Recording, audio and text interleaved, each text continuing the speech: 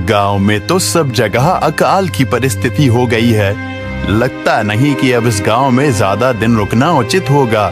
काम के लिए बाहर गांव तो जाना ही पड़ेगा। भूषण काम की तलाश में दूसरे गांव की ओर निकल पड़ता है। चलते चलते वह विजयपुर गांव में आ जाता है। वहां उसका रहने का कोई ठिकाना नहीं था और उसके पास कोई काम भी नहीं था। चलते चलते वह एक अमीर किसान जगत सेठ के पास आ पहुंचता है। सेठ जी, मैं भूषण दूसरे गांव से आया हूँ। हमारे गांव में अकाल की परिस्थिति हो गई है। लोगों के खेत सूखे पड़े हैं। गांव में बूंद बूंद पानी के लिए लोग तरस रहे हैं। अगर मुझे आपके पास कुछ काम मिल जाएगा तो बहुत कृपा होगी बड़े भाई। अरे रे, लगता है तुम्हारी हालत बहुत खस्ता हो गई है। ठीक है, वैसे मेरे पास एक काम तो है, पर लगता नहीं कि तुम वो कर पाओगे। सेठ जी, आप चिंता ना करें। मुझे आप कोई भी काम दे सकते हैं। मैं वो काम पूरी मेहनत और ईमानदारी से करूंगा। अच्छा ठीक है भूषण, तो कान खोल कर सुन लो। मेरे पास 50 गायें और 50 भैंसें हैं। तुम्हें हर रोज उन जानवरों का गोबर निकालना होगा और रोज सुबह शाम उन्हें चारा पानी देना होगा। महीने के आखिर में तुम्हें इस काम के लिए 200 रुपए मिलेंगे। और हाँ, 2 वक्त का खाना भी हमारी तरफ से मुफ्त दिया जाएगा। बोलो, क्या तुम ये काम कर पाओगे? अरे बाप रे, 50 गाय और भैंसों को संभालना आसान काम नहीं है। पर अब मैं कुछ कर भी तो नहीं सकता, और ऊपर से सेठ जी 2 वक्त का खाना भी दे रहे हैं। ठीक है सेठ जी, मैं ये काम कर लूंगा, पर एक विनती है। हाँ बोलो भूषण, क्या बात है? सेठ जी, अगर आपको समस्या ना हो तो क्या मैं आपके गायों के साथ गौशाला में रह सकता हूँ? सेठ जी, मैं इस गांव में नया हूँ। मेरा रहने का कोई ठिकाना नहीं है। जग्गा सेठ थोड़ी देर तक सोचता है और भूषण को ऊपर से नीचे तक देखने के बाद उससे कहता है, ठीक है भूषण, तुम गौशाला में रह सकते हो। जी धन्यवाद सेठ जी। तब से भूषण गौशाला में रहकर अपना काम करने लगता है। वह रोज जल्दी उठकर गाय और भैंसों का गोबर निकालता, उन्हें चारा डालता और समय पर पानी भी पिलाता था।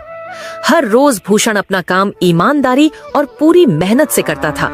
जगत सेठ को भी भूषण का काम बहुत पसंद आने लगा, क्योंकि वह अपना काम सफाई से करता था।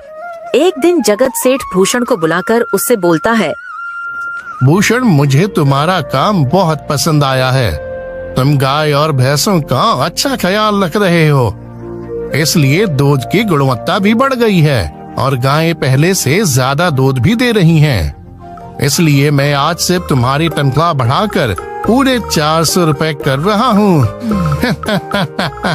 आपका बहुत बहुत धन्यवाद सेठ जी।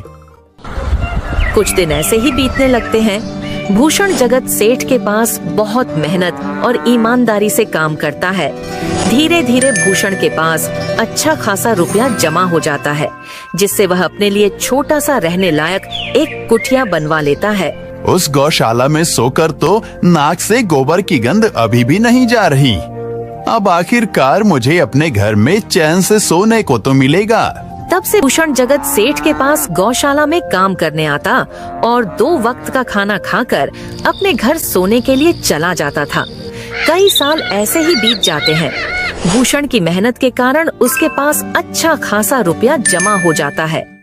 एक दिन भूषण जगत सेठ से बोलता है, सेठ जी, आजकल गांव में चोरी की समस्या बहुत बढ़ गई है और मेरे पास कुछ रुपए भी जमा हैं जो मैंने अपने घर में रखे हुए हैं, पर मुझे उन पैसों की चोरी की चिंता हो रही है। आपको तो पता है कि मैं दिन भर आपके पास ही काम करता हूँ और सिर्फ रात में ही घर सोने जाता हूँ, इसलिए मुझे रोज उन पैसों की चोरी की चिंता सताती है। हाँ भूषण, तुम बात तो बिल्कुल सही कह रहे हो। आए दिन गांव में नए नए चोरी के किस्से सामने आ रहे हैं और दिन भर तो तुम्हारा घर खाली ही रहता है, तो चोरी होने की संभावना तो जरूर है। जगत सेठ थोड़ी देर सोचता है और फिर भूषण से कहता है, देखो भूषण, ऐसे समय में तो गांव में एक ही जगह है जहां पर तुम्हारा धन सुरक्षित रह सकता है, और वो है जमींदार का घर। क्या जमींदार का घर? हाँ भूषण, इस गांव के जमींदार बहुत ईमानदार और दयालु हैं। ऐसा मैंने कुछ लोगों से सुना है और उनके घर पर बहुत सारे पहरेदार भी हैं, तो चोरी होने की संभावना बहुत कम है। तुम अपने पैसे उनके पास रख सकते हो। अच्छा, ऐसा है क्या सेठ जी? ठीक है, फिर आज ही मैं जमींदार जी से मिलकर बात करता हूँ और उन्हें अपनी समस्या बताता हूँ। उस दिन भूषण जमींदार जी के घर उनसे बात करने जाता है। हे टूडको, कहाँ अंदर आए जा रहे हो? वहीं रुक जाओ। जी, मुझे जमींदार जी से मिलना है। मुझे उनसे कुछ काम है। क्या काम है तुमको उनसे? मुझे जरा बताओ। जी, मुझे कुछ पैसे रखवाने थे उनके पास, यही काम के लिए आया था मैं। अच्छा ठीक है, तुम अंदर जा सकते हो। नमस्ते जमींदार जी, मैं भूषण जगत सेठ के यहाँ काम करता हूँ। कुछ साल पहले ही मैं दूसरे गांव से यहाँ आया हूँ। अच्छा भूषण, बोलो तुम्हारा क्या काम है मेरे पास? जमींदार जी, मैं सालों से जगत सेठ के पास काम कर रहा हूँ और मैंने कुछ रुपए भी जमा कर लिए हैं, पर बात यह है कि गांव में चोरी की समस्या बहुत बढ़ गई है, तो मुझे अपने रुपए घर में रखने से डर लग रहा है। अच्छा, कितने रुपए जमा किए हैं तुमने? जमींदार जी, यही कोई 5 से 6 हजार रुपए होंगे मेरे पास। वाह, ये तो बड़ी रकम है। मैंने आपकी ईमानदारी के बारे में लोगों से बहुत सुना है, इसलिए मैं अपनी रकम आपके पास कुछ वक्त के लिए रखने आया हूँ। हाँ भूषण, तुमने बिल्कुल सही सुना है। तुम्हारी रकम मेरे पास पूरी तरह से सुरक्षित रहेगी। तुम अब चिंता ही छोड़ दो, मैं सब देख लूंगा। भूषण अपने पैसों की थैली जमींदार को दे देता है। ये पूरे 5,800 रुपए हैं, आप गिनकर देख लीजिए। गिनने की क्या जरूरत है? तुम तो जगत सेठ के आदमी हो, मुझे तुम पर पूरा विश्वास है। जमींदार जी, आपका बहुत बहुत धन्यवाद। अब मुझे चोरों का कोई डर नहीं है, क्योंकि मेरे पैसे सुरक्षित हाथों में हैं। अरे भूषण, कोई बात नहीं, धन्यवाद तो मुझे बोलना चाहिए, जो तुम मेरे पास आए अपने रुपए रखने के लिए। भूषण अपने पैसे जमींदार को देकर अपने घर चला जाता है।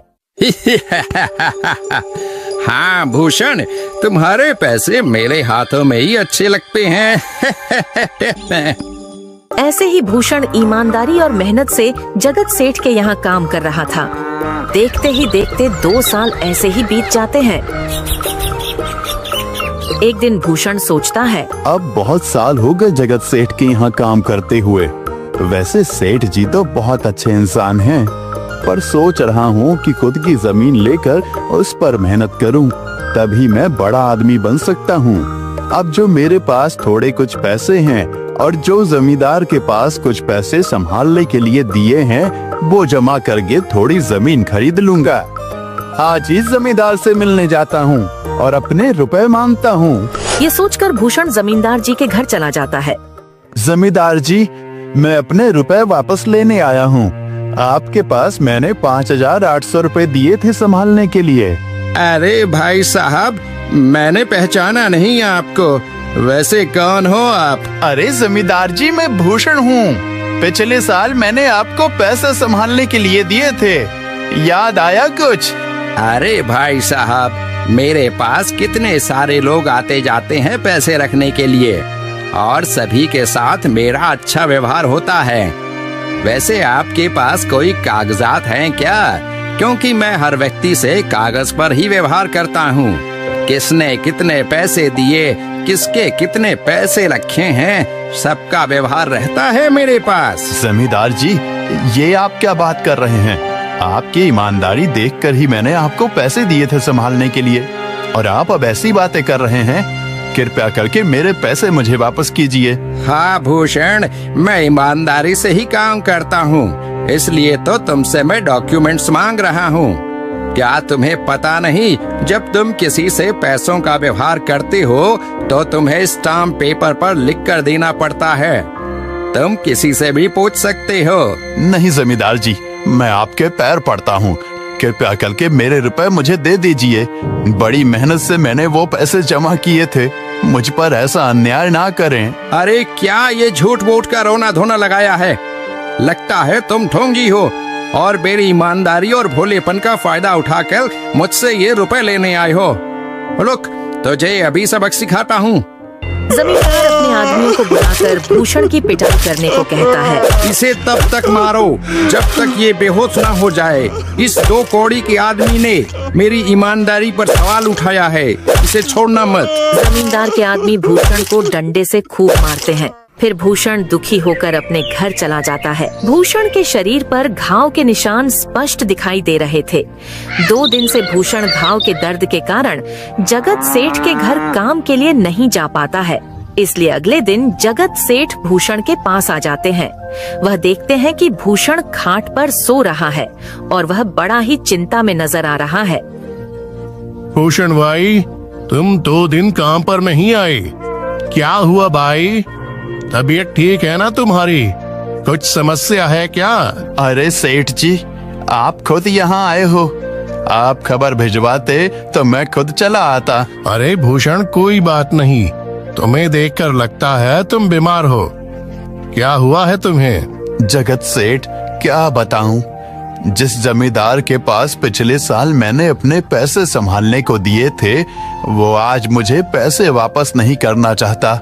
वो बहुत लालची इंसान है, वो लोगों को ठग रहा है। और जब मैंने बाद में गिड़गिड़ाना शुरू किया तो उसने डंडे से मार मार कर मेरी पिटाई करवा दी और मुझे वहां से धक्के मार कर निकाल दिया। अरे बाप रे, ये तो बड़ा ही गंभीर विषय है।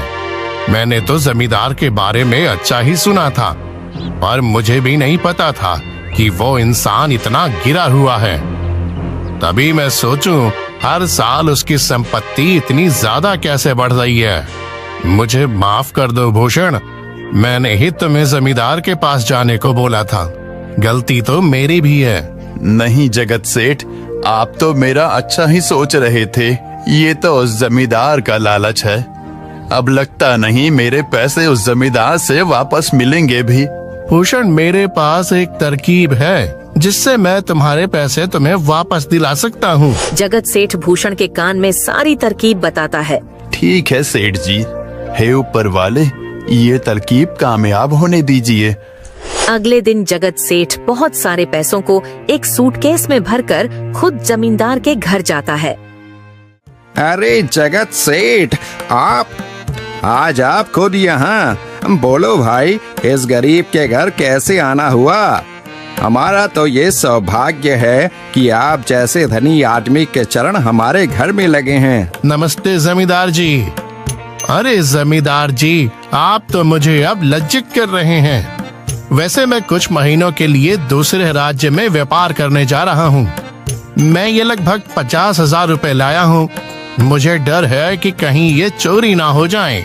क्या आप मेरे सारे पैसे अपने पास संभाल कर रख सकते हैं? आपके सिवाय इस गांव में और किसी पर भरोसा नहीं कर सकता। अरे जगत सेठ, ये भी कोई पूछने की बात है? मेरे पास आपके पैसे बिल्कुल सुरक्षित रहेंगे। आप निश्चित होकर व्यापार करने जा सकते हैं। इस बार तो बड़ी मछली हाथ लगी है। बार बार ऐसा मौका नहीं मिलता। भारी माल हाथ में लगने वाला है। तभी वहाँ पर भूषण आ जाता है। अरे भूषण, तुम? अच्छा हुआ तुम आ गए। मैं तुम्हारे पास ही आने वाला था। मुझे माफ करना, उस दिन तुम्हें पहचान नहीं पाया। इतने सारे लोग मेरे पास आते हैं तो जरा परेशानी होती है, पर मैं अपनी बातों का बड़ा पक्का हूँ। हाँ रुको, मैं तुम्हारे सारे पैसे अभी देता हूँ। जमींदार भूषण के सारे पैसे उसे लौटा देता है। माफ करना भूषण, मेरे आदमियों ने तुम्हारे साथ उस दिन बदतमीजी की। मैं आज ही उनको काम से निकालता हूँ। भूषण बिना कुछ बोले वहाँ से चला जाता है। अरे क्या बात है जमींदार जी, आप तो अपने बातों के बहुत पक्के हैं। तो ठीक है, मैं अपने सारे पैसे आपके पास रख सकता हूँ। जगत सेठ इतना बोल ही रहा था कि तभी वहाँ जगत सेठ का नौकर आ जाता है। मालिक, अब आपको बाहर के राज्य में जाने की कोई जरूरत नहीं है। अभी अभी व्यापारियों का संदेश आया है और उसने कहा कि वो खुद हमारे गांव आ रहे हैं। अरे ये तो बहुत बढ़िया बात हुई। अब मुझे इतनी दूर नहीं जाना पड़ेगा। सुन रहे हो जमींदार जी, व्यापारी यहाँ आ रहे हैं। अब मुझे नहीं लगता कि ये पैसे आपके पास रखने का कोई मतलब होगा। चलो, आपका बहुत बहुत धन्यवाद। आपने इतनी ईमानदारी दिखाई मुझे। हाँ, पर अगली बार जरूर आपके पास ही आऊंगा। ऐसा बोलकर जगत सेठ और उसका नौकर वहाँ से अपने पैसे लेकर चले जाते हैं। धत तेरी की, ये क्या हो गया? ये 50,000 तो चले गए और जो भूषण के 5,800 रुपए हड़प लिए थे वो भी चले गए। आपका बहुत बहुत धन्यवाद सेठ जी। अगर आज आप ना होते तो मेरी सारी जमा पूंजी वो जमींदार हड़प लेता। भूषण, कोई बात नहीं। जो व्यक्ति मेहनत और ईमानदारी से कमाता है, ऊपर वाले उसका कभी बुरा नहीं होने देते, और जो हराम की कमाई का खाता है उसका कभी अच्छा नहीं होने देते।